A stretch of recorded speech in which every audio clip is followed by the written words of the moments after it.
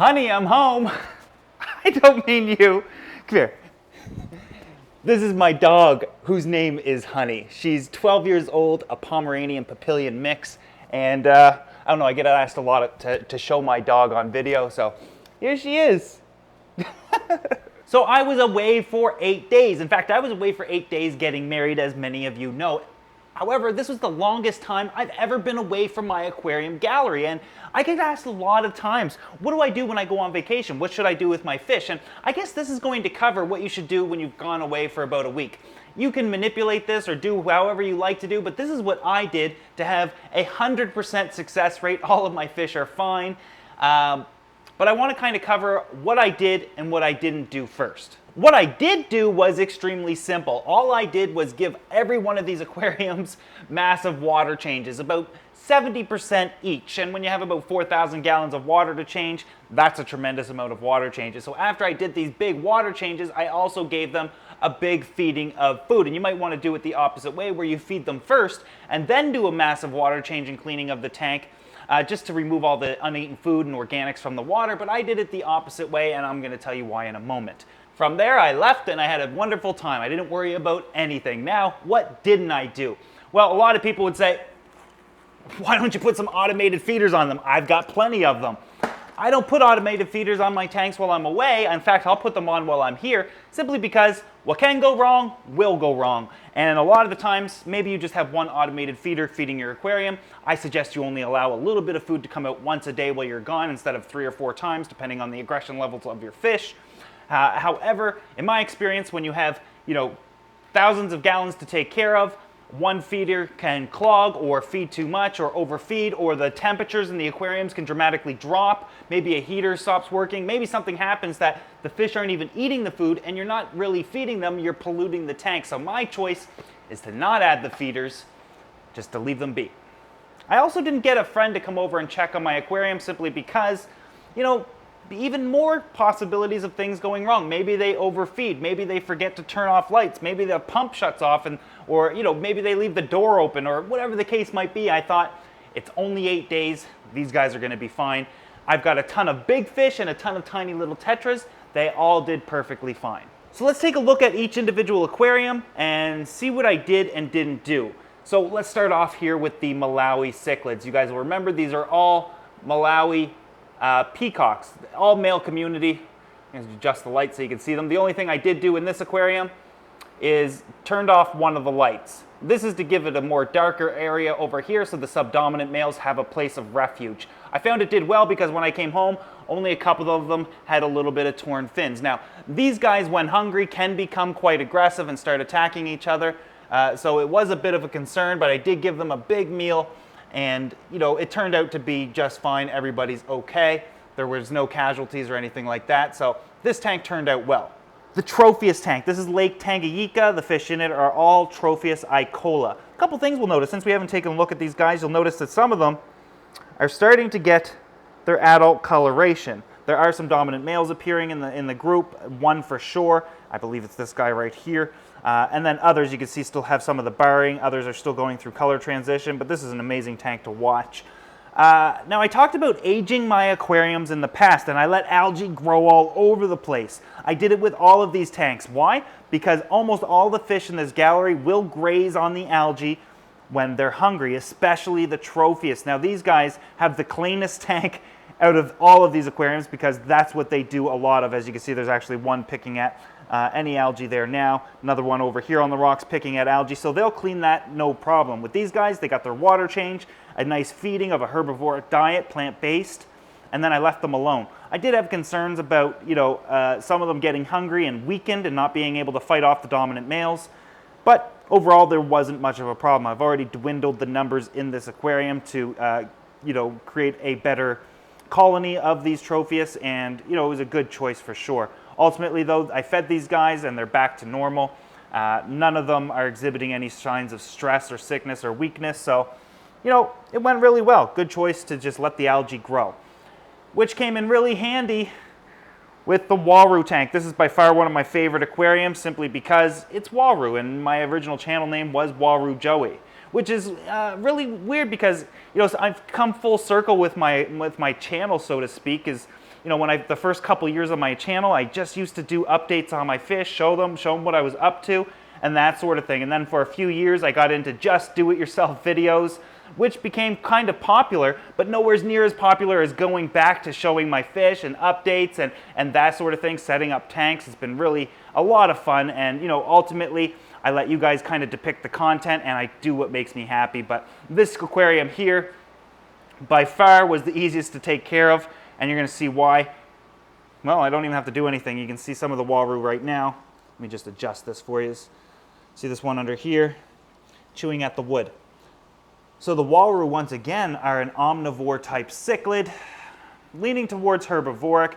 And guess what this is made out of? All organic material. It's real wood. They can chew on it. They will eat the algae.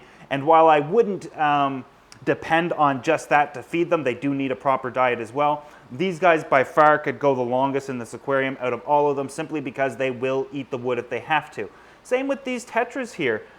These guys will, of course, munch on the algae and whatnot as well. So again, this tank was the least of my concern. Big water change, big feeding, and then nothing to worry about at all. The walrus are doing great. They're putting on some size. Look at these guys here. Starting to get a bit of adult coloration. I'll see if I can find a contrast where this guy's getting, you know, the triangle on the side, the black blotch. This guy is as well. Some of them still have a bit of camo on them, like this guy here. They're difficult to see in here, but once they grow, they're going to get nice olive coloration, black bar going down the sides of them. It's going to be awesome. Absolutely amazing. And the reason why you guys are all here today is Frank. Frank, can we get a quick barrel roll before we move on? Just a quick one. Up and over. Come on, you almost made it. Oh, close. Close enough. Let's go. So Frank got a massive feeding before we left. Frank's a big cichlid. Nice and fat, so he doesn't need a tremendous amount of food. He could go probably 2 weeks without eating, no problem. He also has a nuchal hump on his head. That's what these are. Largely discussed to be energy reserves in big male cichlids. The bigger they are, the healthier the fish is and more attractive it is to females per se. But so he's going to be fine. I think his nuchal hump might have shrunk a little bit while I was gone, but he's definitely not a high quality flower horn. He's just a high quality personality. But at the end of the day, he took care of the entire gallery while I was gone. I had nothing to do with it. The Bisher. These guys are ancient fish. I don't even have to look for where he is. I know he's back there somewhere. I can see his reflection on the bottom. Oh, there's his tail. These guys are an ancient fish. They'll go, I don't know, a month without eating. No problem. As you can see, they just kind of lay there almost dormant, using very little energy while doing so, meaning that they're not going to work up an appetite. So nothing to worry about there. Again, this tank got a big change, big water change before I left and a big feeding, and that was it. I left algae growing everywhere to, you know, kind of help with adding oxygen to the aquarium, as well as nutrient export per se, where the algae is going to use up nitrates and whatnot. Okay, oh boy, my sexy city of angels. Love this tank. Gotta be one of my favorites. Let me adjust the lighting here so you guys can see what I see. Love this tank. Believe it or not, angels will scavenge off of wood and algae as well. They will eat almost anything, really easy to take care of. Let me see if I can get one. Yeah, one was chewing on the wood there and pecking at it a little while ago. No problems with these guys. The downside to angelfish is they've got long flowing fins, right? Which actually takes a tremendous amount of energy for them just to stay stationary in the water. So these guys will work up a lot more appetite than Discus will. However, with so much organic materials in the water, these guys did no problem. They munched on the algae and a little bit of the wood while I was gone, apparently. I see them doing it all the time, so I didn't really have much to worry about. Just came home, give them a big feeding, and things will go back to normal. Of course, I've got to clean up these aquariums and do water changes now, and that will consume most of my week into the weekend, but nothing to worry about with these guys. Such a contrast. What an excellent choice this was, wasn't it, guys? I don't know if anybody else has a lot of platinum angels, but man, these guys are so cool. Okay, the Discus tank. Discus are a slow-moving fish, very stationary. It doesn't take them a lot of energy to maintain their position in the water column. As you can see, they're more of a flat fish. We're going to talk about why they're just sitting here in a minute. But so they'll eat and then they can go do this if they want. Now, they don't do this all the time. Usually, they're out in the aquarium, all swimming around, grouping around, having a great old time.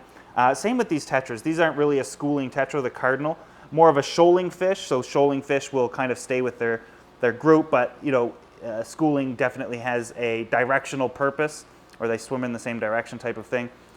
So these guys are a really stationary type of fish. They're not using up a tremendous amount of energy. No worries, they're not even an inch long, maybe an inch, but they are definitely scavengers as well. They'll eat whatever, and I think a lot of people just focus on the food that we're feeding as opposed to what's already in the aquarium. Whoa, calm down, Discus. So let me address why the Discus are hiding all the time in my videos. So the Discus technically aren't always hiding, but they are always hiding when I come in. Here's an important reason why. When we walk in here, the fish can't see me coming. I'm coming from the side, right? Same with the Discus. So I've already been in here a few times. They know I'm in here, so they're kind of hiding. And it must be said, if I were to put this aquarium over on the end and they could see me coming from a while, or from several feet away, they'd be perfectly fine. And that goes to show that, like, if you guys remember when I was breeding Discus, I bred over 1,000 Discus. I was keeping all kinds of Discus for 10, 12 years. These guys hide the most, and it has everything to do with the position of the aquarium as opposed to the fish themselves. Now, Discus are reputed to be a skittish type of fish. I haven't found that to be so until these guys, but it has everything, again, to do with the position of the aquarium. They can't see me coming. The only thing they see is the 2,000-gallon aquarium and my flip-flops down there. But at the end of the day, I have been thinking about moving them to the end so they are more comfortable there. I don't have to walk by them. It's not a busy area. But that's a tremendous amount of work to move this aquarium over there. I can't take the back. Well, I guess I could take the back. Let me think about it. I'll figure out what I want to do. Ultimately, though, when I'm filming, I usually have bright lights. I'm moving around. I keep going back and forth from the aquarium. It's just like, imagine if you're outside and then this big, massive shadow just goes right by you. It would kind of be scary every once in a while, and that's just what's going on here. When the cameras are off and everything's back to normal, these guys are out, they're eating. If this was an unhealthy Discus or an unhealthy tank, they'd be dead by now. They'd be out here for a while. But they are perfectly healthy, perfectly normal. It's just, again, the position of the tank. I do find I have to explain this again and again and again, so I thought, one more time, let me address it. And we'll do it a few more times in the future, probably. But yeah, all I did was give these guys a nice big feeding. I dimmed the lights down over here. This light over here is turned off just to give them a place of refuge. They tend to gravitate towards darker areas, which in my opinion, once they gravitate over there, they will stay relatively stationary, not using up a lot of energy, and not, creating that appetite and, using up a lot of their body's, fat deposits and whatnot. So I did nothing. Big water change, big feeding, left, had fun. Woo-wee! The clown tank. Look at my beautifully active clown tank. Isn't it amazing? Look at all the fish. I'm kidding. So the clowns are hungry. They're all hiding in behind this wood. I haven't done a water change since I left. After I set this tank up, it actually didn't get any more water changes. I set it up the day before I left type of thing. So there's a lot of tannins in the water. It has to have a big water change to clear this up. Another thing we can note now that we're back is if you look at the wood, see the stringy stuff growing off it. This is actually more common in grapevine or mopane. Sometimes those types of wood or those species of wood will grow this. It's just a fungus, organic material rotting. It will solve itself here shortly, and it's going to be no problem at all. Some fish will eat it. The fish in this tank will not. I just leave it until it stops doing that. Usually it stops after a couple of weeks and it goes away, but it's just ugly for now. I thought I'd address it simply because a lot of fish keepers do tend to have this problem and think something's really wrong. It's not. It's totally normal. The clowns are back there. Oh, we can see the clown knife. Kind of, sort of. Where'd you go? I seen you a minute ago. Right there. You see him moving? He's doing okay. Everybody's fine. You give fish hiding places, they're going to hide. Simple as that. This tank is getting a lot of new fish here shortly, though. This entire dynamic of the tank is going to change. We're going to fill the open swimming area with more fish. I don't think the clown knife will stay in there permanently. I'm actually regretting the stocking besides the clowns. I kind of want to do something a little bit more active in this tank, make it a little bit more pretty, and I will be doing so. Again, I got a lot of new fish coming, probably in a week or two, and a lot of these tanks are going to get some new inhabitants. And my rainbow fish is absolutely disgusting because before I left, I just had to keep tinkering. I can stay out here till 2, 3 o'clock in the morning just playing around with things. We need to do a 24-hour live cam with Joey so you guys just see how ridiculous I stay out here and how much fun I have out here. These videos don't even encompass what I do. But I forgot to reprogram the lights, and this light here stayed on almost the entire time I was gone. It was coming on at 2 o'clock in the morning and shutting off at 7, and then the normal period, photo period, would come on again at 10 o'clock in the morning, something like that. So basically this had a light on almost the entire time I was gone. Even though I was watching through my webcams, I wasn't looking at 2 o'clock in the morning, so we have an algae issue. It didn't grow on the substrate, it just grew on the acrylic, the panels here. But as you can see, it's bubbling. That's oxygen. Algae's gross, algae's ugly, but algae does a lot of good things for us, including removing organics from the water column, like nitrates, for example.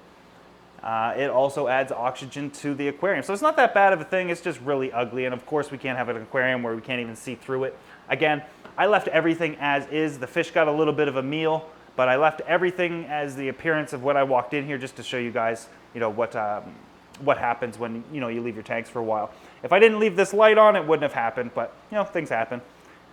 I was worried about the pearl though, because she's such a small stingray and she can drop weight really quickly. However, she seems to be kind of fat and active, which makes me question if she had another snack while I was gone.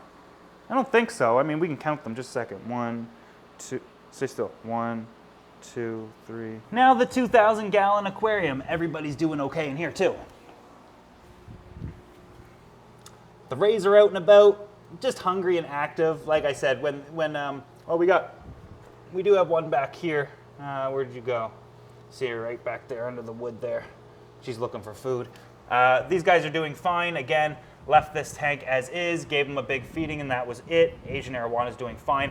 Ironically, I've been seeing a lot of people complain about the algae on the back, which is funny because when I first set this aquarium up, people said it was too white. Now I said I was going to let algae grow on it. Now that I have, they don't like it. At the end of the day, I'm not going to please everybody, but this tank is getting a massive, massive, massive overhaul shortly, and I can't wait to do it.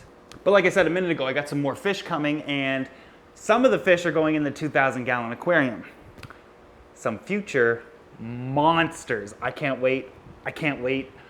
I really need to start focusing on some smaller fish and setting up more aquariums, but I can't get over my obsession with big monster fish, and the fish that are coming are going to be amazing. I can't wait for it. It should be in a week or two. If you're not subscribed to this channel yet and you want to see what I got, make sure that you do.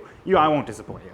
Anyways, I'm okay. The fish are okay. I'm just a little bit tired, maybe a little dehydrated, maybe a lot hungover, but we're gonna be okay. Everything was fine, and if you are worried about leaving your fish for a week or so, or even less than a week, just do some water changes, feed the fish. As long as your tanks are properly stocked, properly filtered, not overstocked, you're gonna be fine. And I think too many people worry about that, but at the end of the day, enjoy your vacation. Don't let your hobby ruin your life like I've let it do for me many times, and I've learned the hard way that not everything is the end of the world. Of course, the fish are a hobby, but for me it's a lifestyle, and I know for many of you it is as well. But at times we do have to find that balance between our family, our personal lives, and our hobby, and it can be incredibly difficult at times. And I just wanted this video to kind of showcase the fact that you can go out and have a normal life and your fish are going to be perfectly fine. Oh, can't forget about Beans. Frank and Beans. Beans is fine. Looking stunning as always. Not a lot could be said here. I just gave him a big water change, a big feeding, and Beans is fine. On the topic of Beans, let's go back to Frank. Okay, remember when I said I have a bunch of monster fish coming? Well, I don't have monsters coming for this tank, but if you guys remember, this is supposed to be South America, Central America. I have a bunch of Central America fish coming that are arguably some monsters, and that means Frank is getting evicted. I'm gonna have to figure out somewhere to place him. I thought about just putting him out on the corner, getting him a cardboard sign. We'll do barrel rolls for food. If you have a better suggestion though, let me know in the comment section below.